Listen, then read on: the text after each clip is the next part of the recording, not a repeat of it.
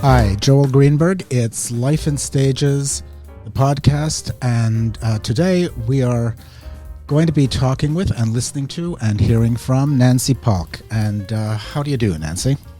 Hi, Joel. Hi. Nice to be here. Thank you. And thank you so much for making the time, because I know you are currently pretty busy. I am. Yeah, no, and that's nice. It's nice to be busy. I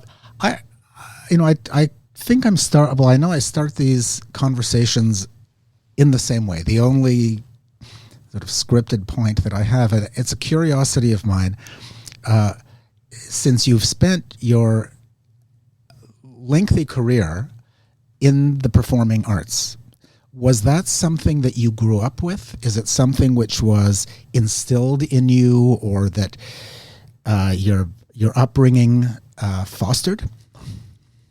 I think you're spot on. I grew up in Winnipeg, and at that time there was something called the Manitoba Theatre School, which was connected to the Manitoba Theatre Centre. Okay. John Hirsch was running it. Mm-hmm. He was bringing in all the sort of Stratford actors and for a winter season. Yeah. And my father happened to be on the board.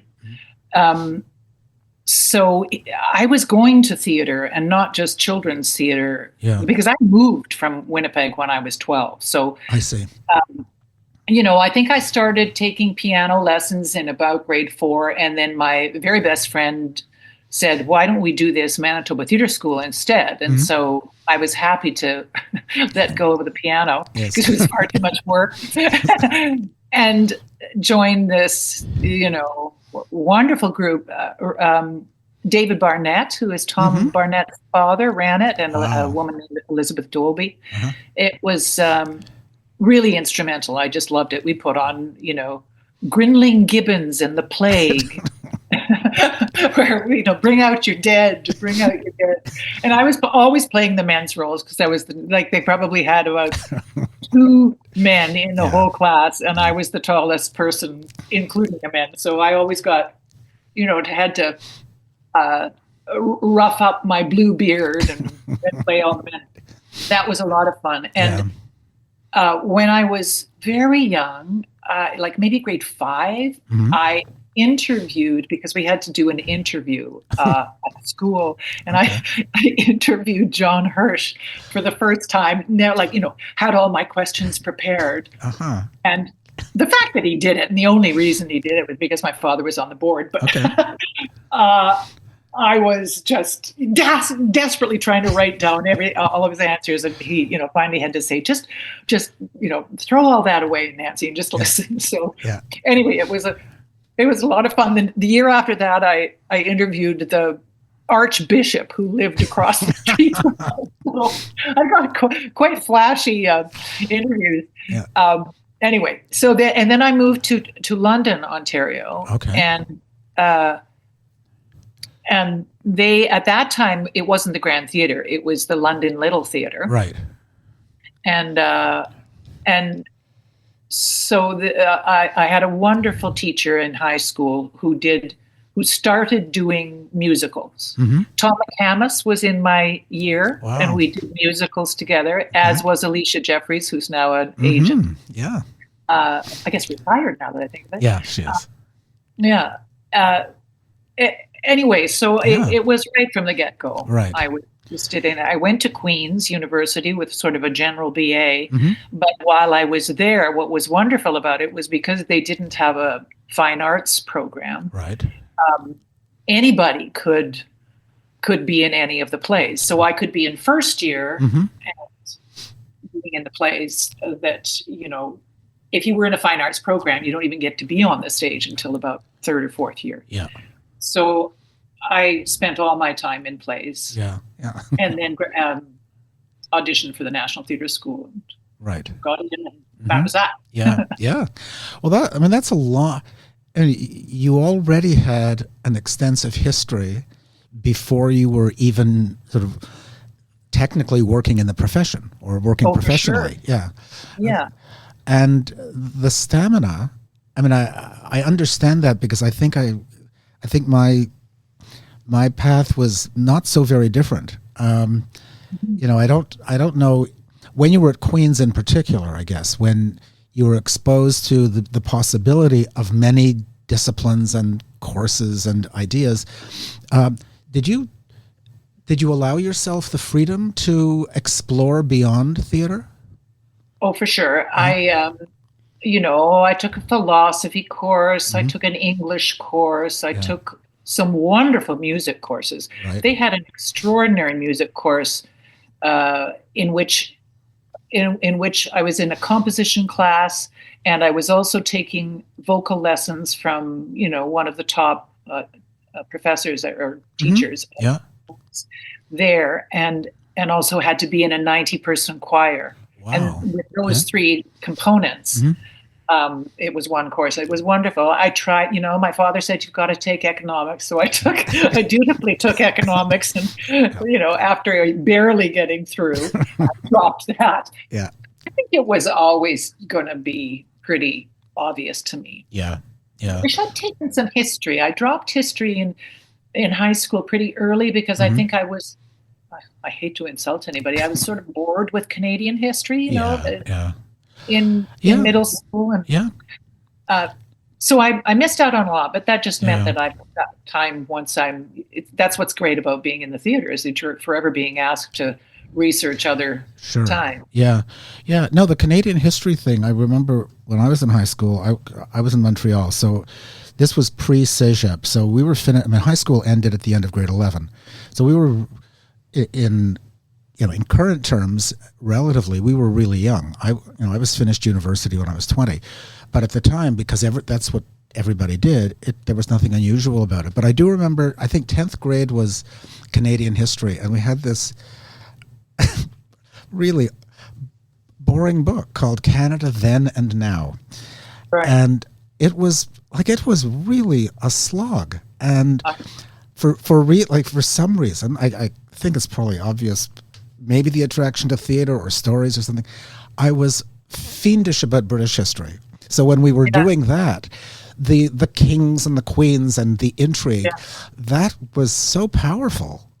And the Fathers of Confederation, with all due respect, didn't come close, No. I remember my father giving me I wish I could remember the name of the book, except maybe it was Riel, or a book about Louis Riel, a very, accessible. Mm-hmm. And it made me think, well, why didn't we spend a month on this issue? Yeah. But it was barely mentioned. Right. I sort of feel as though it was a paragraph here, a paragraph there. Like it was. No, I agree. I'm sure it's different now. Yeah. No, I hope so. I certainly hope so. So I'm curious. I mean, many of the guests who have been in Series 1 and now in Series 2, like many of us, had theater training, sort of formal conservatory training. And the responses to it have been quite varied. But the thing that, what I find fascinating is that now, and when I say now, I mean maybe within the last 10 years, certainly within the last 4 or 5 years, there's a great deal that is being written about and argued about the quality and the ways in which people were so badly treated, often badly treated.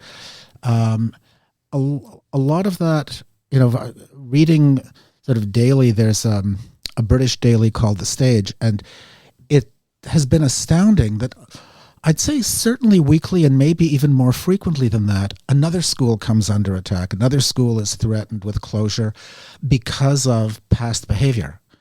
And I'm curious to know, what your response was. Well, maybe then, and certainly looking back at being at the National Theatre School. Well, I mean, I felt very supported, and I don't think everyone does, right? Going through theater school anywhere. Yeah. But I felt very supported from the get-go, and I felt that it was the people who were running Voice and Movement were a married couple. It was Louis Spritzer and Anne-Marie Peters. Okay. And so they had a real connection as to a grounding. And because Louis Louis was, it just remains to this day, one of the most curious brains ever. And so he was into Zen and the art of archery. He was into Reichian therapy. He was into horseback riding, in which he, like, it was just like a lot of different places where it was all about lack of effort and don't try to hit the target, just try to go through the, it was very slow and very, and some people might think that was overstepping a psychologist's, like it was more therapy than it was. Okay. But the only thing that I bought about all of that was, as an actor, you need to have a free body in order to adjust to any given situation. Sure. And so if you have a particular, I mean, it sounds ridiculous, but I had a thing with my eyebrows and my eyes. And so if somebody said, Nancy, it was always like, oh, I'm interested. I'm really nice. I'll respond to you with enthusiasm and appreciation. So he really worked on, specifically for me, eye exercises and eyebrow exercises that would relax my eyes, that allowed me to see the world as it really was, as opposed to presenting myself. Sure. And so that's a small little kind of example of where I felt that I didn't mind what other people felt was slightly invading into their psychology or their, but at the time I was, in first year, it was Douglas Rain that was running it. And Douglas was very, he kept to himself, but he had a wonderful sort of twinkle in his eye.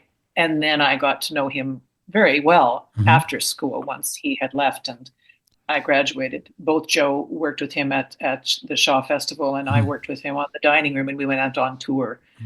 And that was really a delight. Yeah. So I feel as though I had, like anyone does, but, it depends. If you go to theater school and then you never get any of the good parts. Yeah.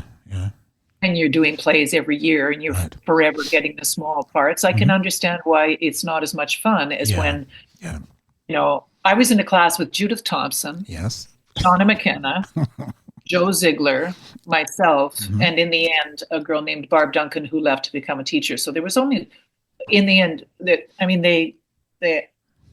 asked people to leave at the end of first and second year, which was ridiculous. But I think they've stopped doing that to that excess. But I always felt like I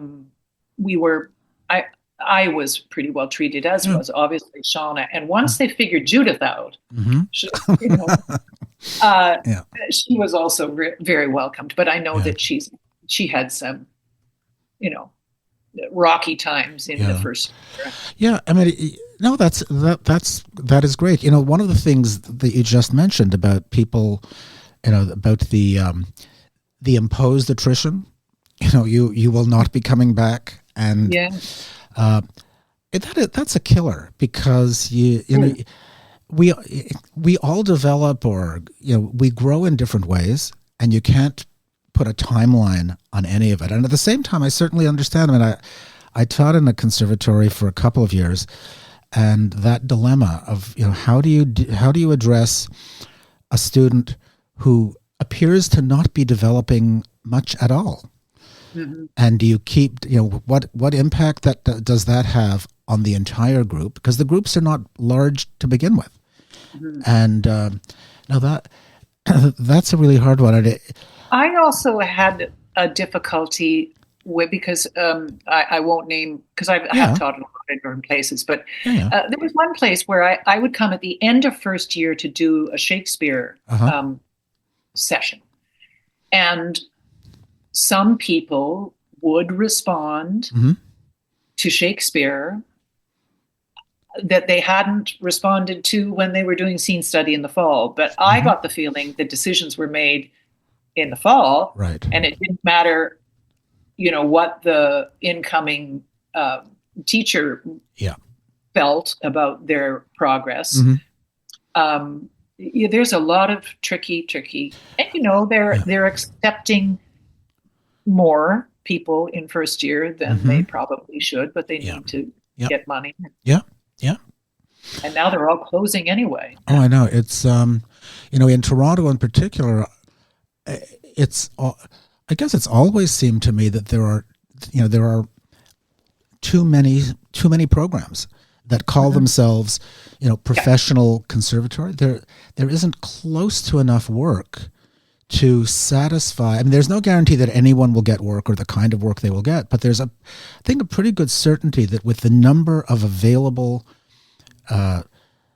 roles, if you're an actor or whatever the capacity is that you work in, if you're in such a large pool of people, that sense of I guess the sense of dread or despair in graduating and saying, off you go, and off you go and do what exactly? Yeah. It was a different time when we got out of theater school, and it was so much easier. I remember thinking, both Joe and I could work at the Tarragon and have pay our rent and live a perfectly, good life for 20-something-year-olds. And that just isn't the case now. Yeah. Yep. Okay, so we've done the training thing. Now, when you finished, I'm assuming that there were the transition into the working world for you was fairly smooth, and I don't know if that's true, but I'm assuming that it was. It was. Yeah. It was because being at the National Theatre School, we worked with, for instance, Bill Glasgow, who was running Tarragon at the time, and within my first year out, I was doing a two-hander with Robert Thompson with RH. So, and we worked with Derek Goldby, and then I was working with him, and and funnily enough, Judith Thompson was in my class, and we were very good friends, and so she began considering me for her new work, and it was a pretty easy thing. It was not quite as, or I don't mean, shall we say, I was going into a Toronto scene. My husband, Joe, was going more into, spent 3 years at Shaw, and then he spent another 3 or 5 years at Stratford. He went more into the classical, and I didn't really begin my classical. Well, that's not entirely true. I did do it in the regionals, but until I began working with Robin. Okay. So I had about, maybe 10, well, no, not 10, but 8 years or something of just working in the regionals or in Toronto before I went to Stratford to work with them. Yeah. And so when you did join the company in Stratford, how? And I'm just curious. I'm always curious to know the differences in how you approach the work or how you feel about being part of a large company, in contrast to, and they're just different from being in a production at Tarragon, as an example, a one-off where you're part of a company. It's super intense for the period of time that you're working. The production rehearses, it opens, it closes, and then with you're on to the next. But I think what happened with the young company, because it was the young company that I went to Stratford with, so I never actually have played the festival. I've never been in the main company. I see. I was only in the young company with Robin. Right. That was a very protected, and we were only at the Tom Patterson, and we were sort of Robin's, precious ones at that time. Yeah. And hence Soulpepper, so. Right. I think we took may I say, I think we took a bit of the gusto out of the main stage because it was Robin, guiding us through these productions, and they were very well received. And so we were all kind of dumped. Yeah, I see. Which, ended up in sort of gestation of Soulpepper. So it wasn't really such a bad thing at all. And, I've had friends and I've had family, and as you say, it can be a difficult place to be, and I think my ego would probably suffer from spending too much time there anyway. Yeah. How do you mean that? I just sort of feel that it's it becomes the only ticket in town, because you realize, oh my gosh, I could afford to buy a house. I should live here. And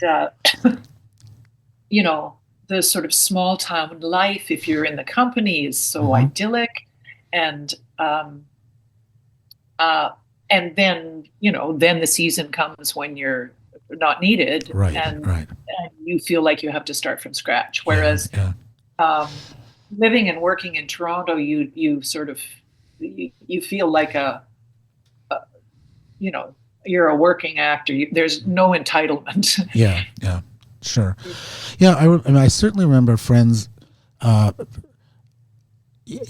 early in careers being cast at Stratford. And what I remember, I know that what I remember most was toward the end of the season, the anxieties and the whispered. And I think it was during the years that Robin Phillips was the artistic director, when people say, has he invited you for dinner yet? Sort of whispered. All of that. And it was terrifying. I mean, it's the work and the uncertainty is tough enough.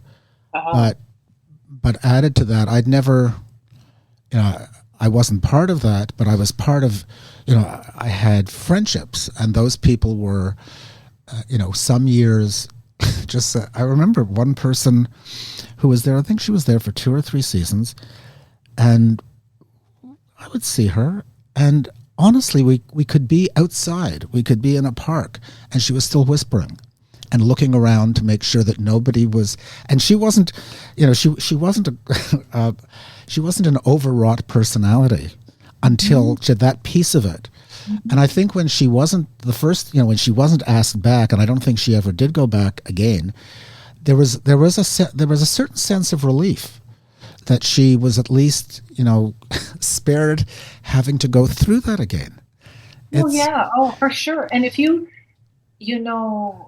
thing about Toronto, or at that time, it meant Toronto and the regionals. Yes. It was so-and-so decides that they don't like your work. Well, that's okay because you can work here, or, but if it's the only ticket, then it's dependent upon, I don't know. I would be a neurotic mess, I think. Well, happily, you were spared that. That's right. Yeah. So you mentioned, and I'm fascinated to have you talk as much as you wish about the evolution into Soulpepper and what that was, because it was an ensemble-driven company. How did it happen, and what was it like to be in an environment where, again, if I may be assuming something that isn't correct, where the participants, most of whom were actors, I think, were in a position to control and direct their own careers. Mm-hmm. Well, the wonderful thing about it is, it sounds stupid, but it was just an idea that was brewing for a long time after we worked on being in Stratford with Robin. Right. And then there was another group that Pat Hamilton, which was the masterclass company, ran. Mm-hmm. And they had done a production of Three Sisters, directed by Laszlo Marton. Yeah. And that therefore included. So Albert and Susan were still involved, but that's when Diego became involved, and Martha. Mm-hmm. I don't think actually Martha was in the company, but anyway. Yeah. So it brewed for a while, and then I don't know.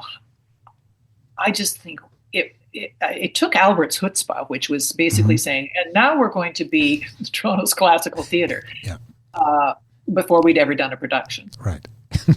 And which was rather ballsy. But, we were, both Joe and Albert had some TV chops, we had series, and we all, Susan and Martha, we all had careers. Yeah, so we weren't just a bunch of unknowns.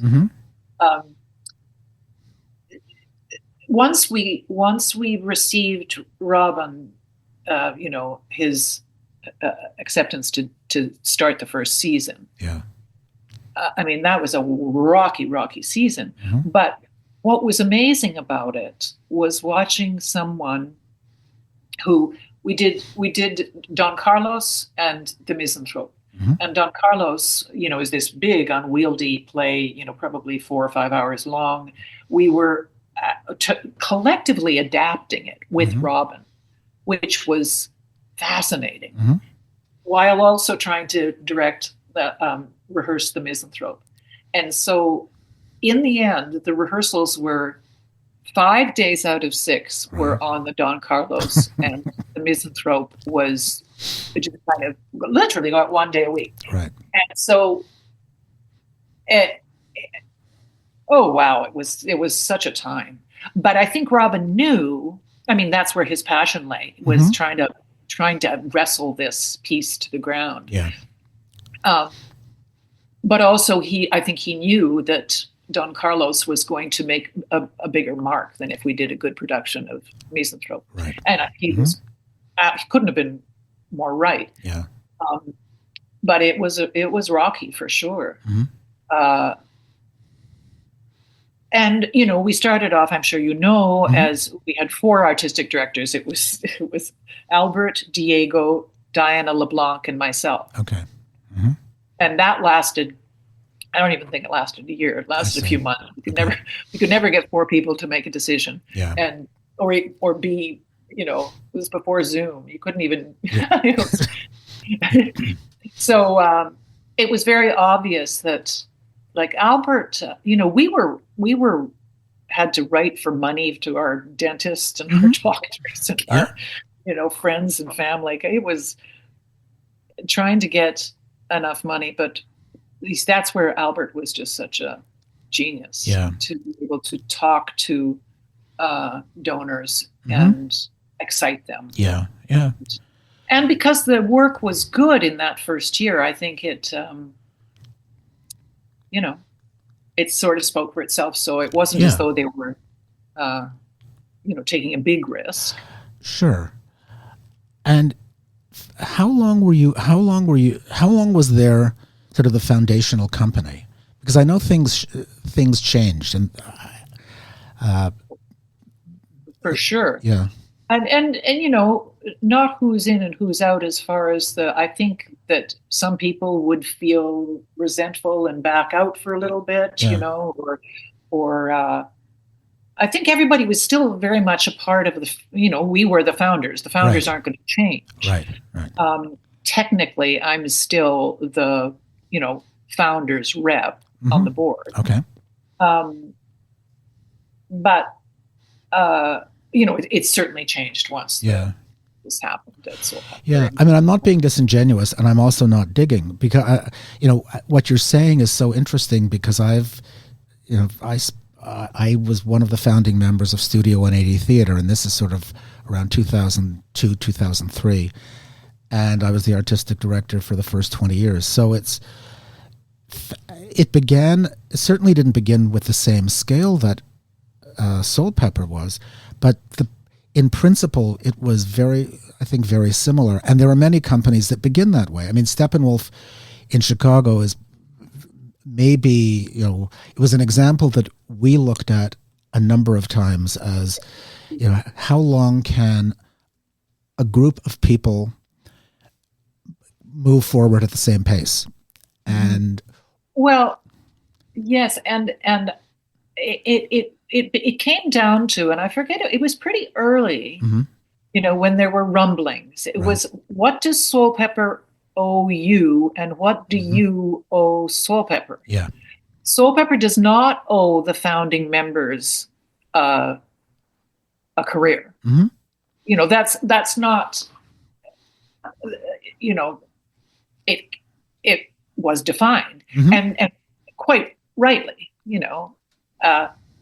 but then what do I owe Soulpepper? If I don't have any guarantee for me, then you shouldn't have any guarantee that I'm going to be available. Right. So it became more of a not transactional, but slightly transactional. Yeah. I mean, and the stronger Albert got, the less influence many of the company felt, despite the fact that he was really doing, he was doing an amazing job for many years. Yeah. I mean, it's a very similar. I mean, I think there's an inevitability, because decisions have to be made, and from where I was, it began really as an opportunity for people. As these companies, I think, almost certainly do, taking control of your own career and wanting to. And I think that actors are probably the most vulnerable. Well, there's certainly the largest number of people that, apart from creating your own work or self-producing and all of that, you're allowed to be an actor when somebody hires you and essentially gives you permission to be an actor, right? And you can do that for just so long, or you do it for a little while and say, I can't, this is just not good for me. Yeah. Yeah. Always waiting for somebody else to decide. That's right. And it's really, it is difficult. It's decisions get made, and the same as being in any business, any operation. Everybody isn't going to be happy with with every decision that's made. I mean, it's just not possible. And you can pretend that you can vote. You can't vote on some. You can vote on some things. You can't vote on which play to do. Yeah. And so it goes. Okay, so Soulpepper, thank you. No, that is really helpful, because the company continues. And you mentioned that you are still the rep as founding member. Have you performed? Do you continue to perform with Soulpepper? I know that nobody, like the sense of company. I mean, I know that the format has changed, or the structure has changed, but is that a company? Well, I was in the Lear and the Queen Goneril a couple of summers ago. Okay, and there is discussion about another project. Okay, future. Yeah. Obviously, I'm not working there as often as I used to. Right. And that takes a new artistic director, and understandably so. Yeah. Nobody owes Nancy at age almost 70 a career. Yeah. Well, Nancy has created her own career over decades.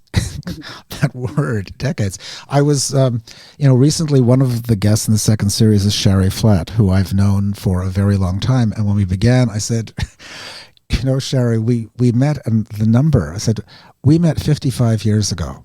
Oh. And I said, and we were not playmates. we were at the early stages of our careers. I said, oh, these numbers are just punishing. Yeah, truly. I keep thinking that, because, well, to be honest, I mean, let's get crass. Yes. I was looking at my sort of income for 2024. Yeah. And I was a little bit aghast because I haven't been able to do any TV and film just because of my situation at home. Mm-hmm. So, and just yesterday, because I'm working with the lovely Kira Galoin, and how particularly for young people now trying to manage, because she's somebody who can sing, so she does musicals, and she really wants to do straight plays, and she also wants to be in film. So she's really, but there's something nice about saying to myself, in any other business, Nancy, you would be retired. Right. And the fact that you get to work a few times a year, a couple of times a year, is lucky, and you should be so blessed. So, I don't expect, there's very few, maybe Martha Henry was able to work until she was 80, whatever. But for the most part, it slows down for people. Sure. Yeah, of course. Yeah.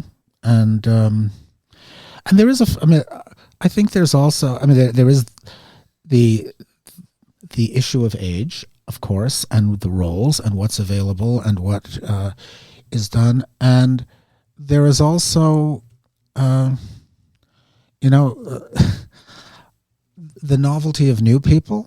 And somebody who, and it's not, you can only cast one person in a particular role, right? So the options are few, and the quantity of work seems, I don't know how much of this is my own lack of awareness, but there's less available than there was.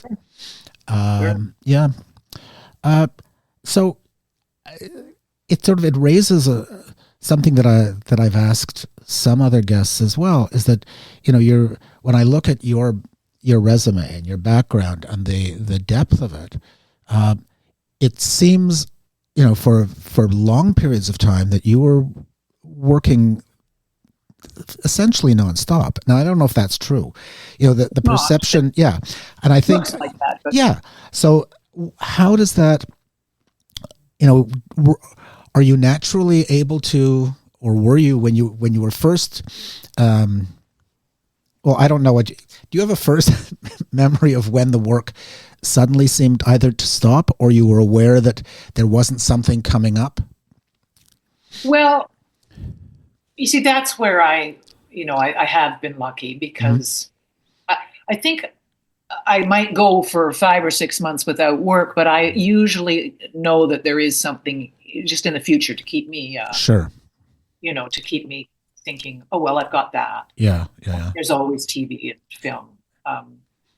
But, and that's where I leaned heavily on my husband to be honest, if I had been self-supporting, I don't think I would have been able to stay in the business, because I was never really, I was mainly working in Toronto, in small, I did some regional theaters, but I was never making the big money that is available to those who seek it out. Right. And I don't know, what does that mean? All I mean is that Joe had 5 years on a TV series. He was at Stratford for, I don't know, maybe over 10 years, 12 years maybe. He was at Palk, and he was directing, and, So we were able to, there were times when he didn't have work and I was working. So that was rarer, but we were a team. Right. As far as that and the kids. Well, that's good, because I know, as I'm sure you know far more directly than I actually, that couples where both members of a couple are doing this work, it doesn't always work for people to be working in this business together at the same time. And with your life, was there ever a point where you had to, or you and Joe had to consciously decide how to have a personal life, or was the personal and the professional always sort of one thing? We started off traveling together, right when our kids were quite little. We began working together, partly with Robin at the Citadel, and we went to New York, and we're working together in New York, and then we realized that Tim, our eldest, at that time was, I don't know, around 4 or something. He was starting school in Edmonton and finishing school in Toronto. Sure. It was too much. He wasn't sort of establishing a real secure thing. So we decided that we wouldn't go out of town at the same time. That there always had to be one person at home with the kids. Right. And that worked very well for us. Good. And there were some times when, decisions had to be made as to, apart, or like which took preference. It wasn't usually money. Yeah. Really. It was usually, well, I've been offered Hamlet, and okay, well, I guess you got to do that. That sort of stuff. Yeah. Yeah. And I never felt threatened or jealous of his, and maybe that, I don't know why, because I know that there have been marriages where there's resentment that one is doing so much better. Yeah. I guess both of us were sort of equally respected or something. Of course. So when he got a TV series, it was, you just go off and you make your TV series and I'll take care of the kids, and sure. I will be happy to live off your TV money. Well, no, I mean, I'm sure that what you're saying accounts for the fact that the marriage survives. And I don't mean, and not just barely. I mean that there's a relationship and there's mutual respect and all the things you need in any life is cruel enough in all of its demands and all of its expectations and all of that stuff, without having to add either envy or things that can really create wedges that can't be removed. Yeah, absolutely. Yeah. I mean, you've made reference to the kids, and I saw Tim is your eldest. How many children do you have? We have 3 boys. Okay. And they're all now in their 30s. They all have wives and they all have kids. Oh, so we have 4 grandkids and 3 daughters-in-law, and 2 out of 3 are living in Toronto. And Tim, in fact, moved to Stratford mainly for a house. And he started off in the theater, and then he wasn't getting the work that he wanted, and so he just completely changed careers, and he's now a financial advisor, and he's got his, he's doing very well. So, and he has a house that he could afford. Yeah, well, that's wonderful, and there's I think an increasingly small club of people who can claim much the same thing. Yes, it's unreasonable, but it's the reality. Yeah. A lot of people are moving to Stratford in spite of the fact that they're not in the company and don't have any desire to be there. Yeah.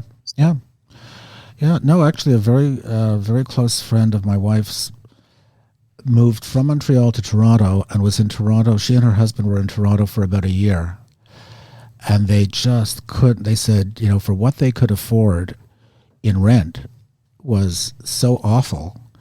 Yeah. They now live in Stratford, and they're certainly. Neither of them. They're in no way connected to the festival, but they are. They feel quite. They feel quite. They volunteer and they do. They're very active, and they said, when they decided on Stratford, they didn't know anybody. They knew nobody there. and they said it has worked for them. They love being there, and they're so they were so happily surprised that it was, it's ended up being the best decision they think they could have made. So that's nice. Yeah. Several years ago, this also goes back to something you said earlier in our conversation.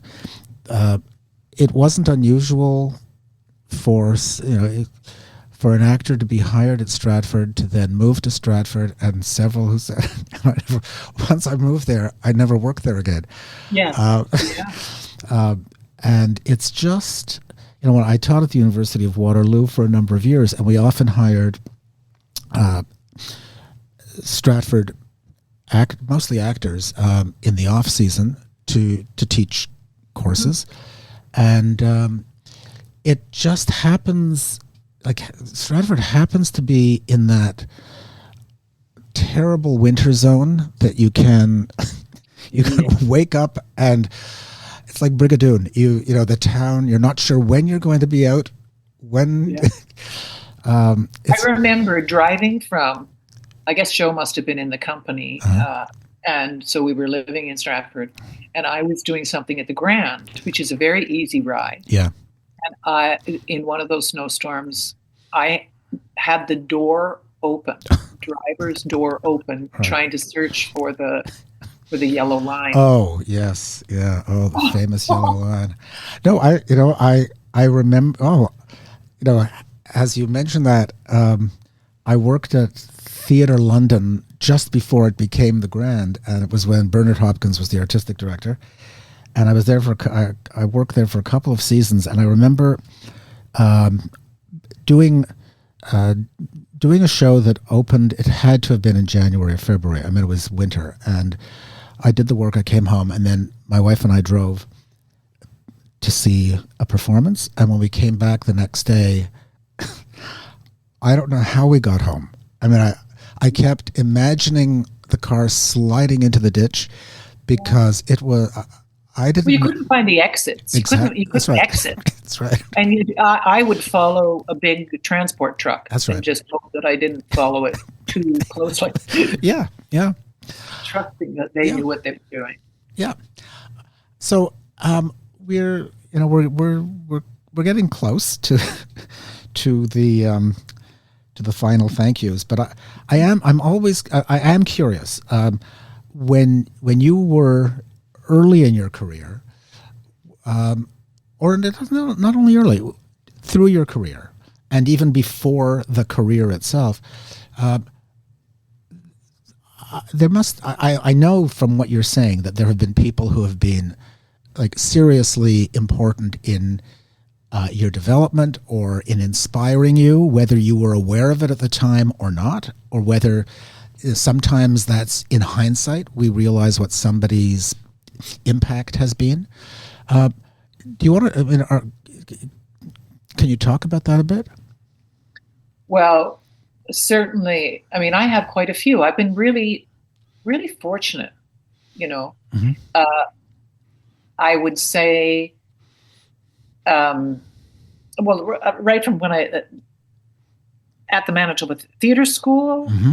in high school, a man named Art Fiddler, who was sort of a London celebrity. Mm-hmm. He was so popular. He was a high school teacher, but he then actually started a theater school. Mm-hmm. Where they'd put on productions, and so they were both wonderful. Then, of course, it was Douglas Rain. Mm-hmm.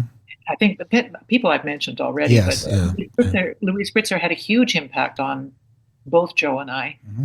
just in trying to take the effort out of our work, and mm-hmm. that's a battle, an ongoing battle. Sure. And Robin was very much about that as well. Stop tensing up. Don't present. Don't push yourself at them. Allow them to come in. Yeah. And I learned that from Douglas as well. I remember seeing a production of can't remember what play it was that Douglas was in, and it was with a student audience, and the studio audience was just going crazy. And he rather than trying to sort of, I'm going to be heard, he just completely brought them all to a quiet by simply being, quiet. Robin Phillips had a huge impact. Funnily enough, I would say in a completely different way, Derek Wolby had an impact. He was ferocious in a way. Yeah. My dear friend, Jackie Maxwell, I've worked a lot with, and Judith Thompson, doing all of her work, being such close friends and kind of that exploration was really wonderful. Yeah. Obviously, many of my cohorts at Soulpepper. Sure. Yeah. No. What a wonderful record. What like an album of people that you can a kind of through line. It's that's really, really. I mean, it's wonderful to have that. My very dear friend Gregory Prest said to me just a while ago, and I don't really know why he came up with this, but he said, you should be really very proud that writers are writing parts for you. Oh yeah. And I said, well, I don't know that they're writing parts exactly for me. And he said, no, and that is, I have to sort of take that to the bank. That makes me feel good. Of course. It's great. It's great. I mean, watching you in Withrow Park with Corinne and Ben. Yeah. I mean, that was, it wasn't, it wasn't a museum piece. It was quite amazing to see the three of you in that theater in a play by Morris Panitch. And that wasn't a revival. It was real. It was really at the moment. I think that was great. Yeah. Thank you, Nancy. This has been so enjoyable, and your openness and candor are exactly what I want Life in Stages always to be like. Good. Yeah. Good. Well, thank you so much. I really enjoyed it. Good. Oh, that's good. And I look forward to seeing you again. I mean, I just saw you in Winter Solstice. So you're still up there, and I look forward to seeing you again very soon. Yeah. Okay. Thanks, Joe. Pleasure. Bye-bye. Bye-bye. And to all of you who are listening, I know that you'll have taken the time to really appreciate Nancy's long history and the celebration of so many people who have both helped, inspired, and driven her, and what she's given back at the same time. So thank you. Thank you all for listening, for sharing this, and for staying with Life in Stages, and to keep Life in Stages alive and afloat. And as we move through Series 2 and embark on Series 3, we need your support. There are no sponsors. There's no advertising. It is self-funded, so you can certainly help by contributing. And if you are in Toronto or Canada, you can send donations to Jerica Life in Stages, JERICA Life in Stages at Rogers.com. And for those of you who are outside of the country, you would go to patreon.com, patreon.com/Life in Stages, and the instructions there are very clear. Thank you. Share, follow, and we'll see you again soon. Bye-bye.